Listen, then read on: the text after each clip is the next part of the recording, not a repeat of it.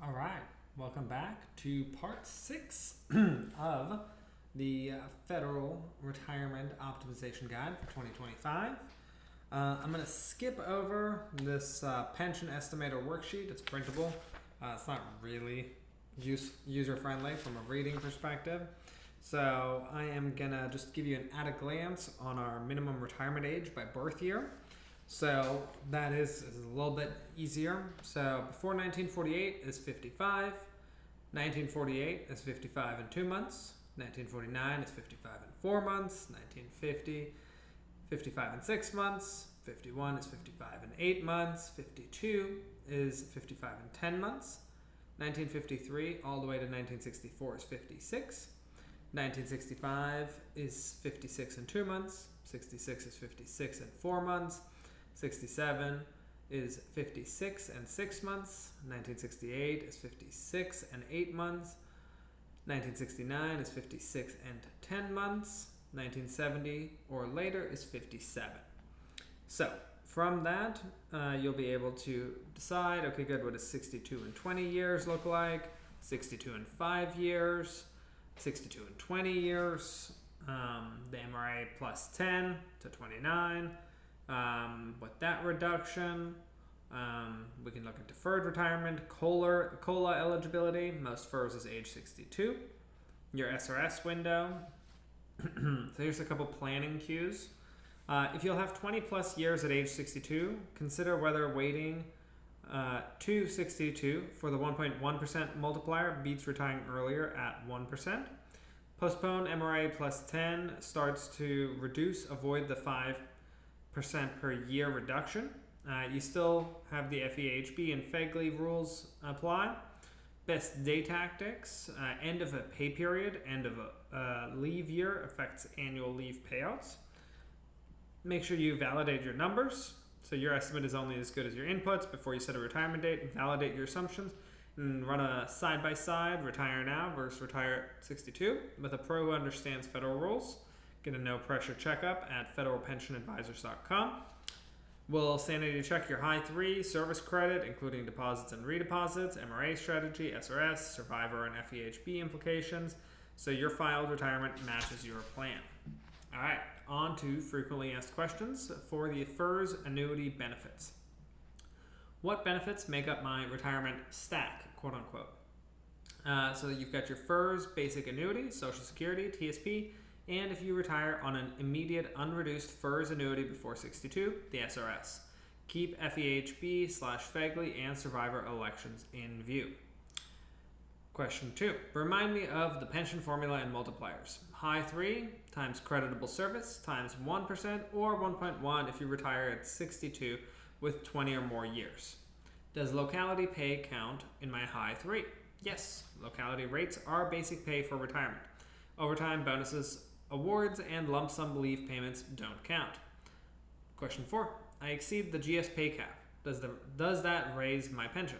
No. Anything above Executive 4 in 2025, $195,200 isn't creditable. Bonuses and overtime also don't count. How much do I contribute to FERS? So if you were hired before 2013, 0.8%. 2013 is 3.1%. And 2014 and more recent is 4.4%. Can I buy back military or civilian time? Military, yes. Deposits usually 3% of base pay plus interest after the initial window. Special rates apply for some years, 1999 and 2000. Civilian pre-1989, yes, at 1.3% plus interest. Civilian 1989 or more recent with no deductions, generally now. Peace Corps, AmeriCorps, Vista are exceptions. When it counts, only after deposits and redeposits are paid in full, generally before separation for use in your computation. What is the SRS in one sentence? That's question 7. It is a temporary payment, no COLAs, approximating the Social Security you earned under FERS, payable only with an immediate, non-reduced annuity before 62. It ends at 62 and is subject to an earnings test. When am I eligible to retire? Question 8. Standard unreduced, 62 and 5, 60 and 20, MRA, and 30. MRA plus 10 is allowed with a reduction or postpone. Also see early DSR, deferred, and disability rules. Question 9. How does unused sick leave factor in? It adds months for the computation only using the 2087 hour conversion. It cannot help you meet eligibility. What will affect leave without pay have? What effect will leave without pay have? Up to 6 months of non-pay per calendar year counts towards service and is included in high 3 at your rate of basic pay. Beyond 6 months isn't creditable that year and can delay eligibility. Question 11. I was part-time during part of my career. What happens? Your high 3 is the full-time rate, but your annuity is multiplied by a proration factor. Actual hours divided by full-time hours. Question 12. Will I receive COLA on my FERS annuity? Generally starting at 62, earlier for disability, FERS uses the diet COLA formula. In 2025, COLA was 2%. Question 13. Should I elect a survivor annuity? The full 50% is a 10% reduction to your pension. The partial 25% is a 5% reduction. No survivor requires a spousal notarized consent, and the spouse typically loses FEHB eligibility after your death. Coordinate with life insurance and other assets. Question 14. What if I die before being eligible to retire? With 18 months or more of service, your spouse may receive the BEDB, 50% of your final salary or high 3, whichever is higher, plus $42,607.52 for deaths on or after December 1st, 2024. With 10 or more years, a monthly survivor annuity may also be payable. Children's survivors' benefits may apply. Question 15. Do my minor children receive any benefits if I die? Yes. Unmarried dependents typically receive a children's survivor benefit until 18 or 22 if full-time students, and for life if incapable of self-support due to a disability incurred before 18. These can be paid alongside Social Security survivors' benefits. Question 16. What happens if I'm re-employed by the federal government after I retire? By default, your salary is offset by your annuity. Waivers exist but are limited. With a waiver, you usually accrue leave, lack reduction in force RF protection, and don't build a new full annuity. Some supplemental credit rules exist. Confirm offset/waiver terms in writing. Question 17. Divorce and COAP. How does a former spouse apply?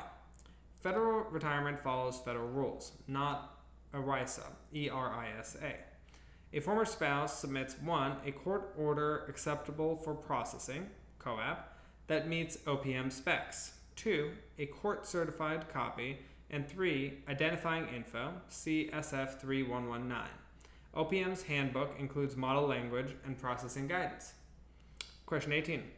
Are there other federal pension systems? Yes. CSRS, pre-1984 hires, has a higher formula but generally no Social Security coverage. FERS RAE 2013 and FERS FRAE 2014 and more recent simply requires higher employee contributions. The benefit formula is the same as standard FERS. Specialized systems such as foreign service, etc. also exist.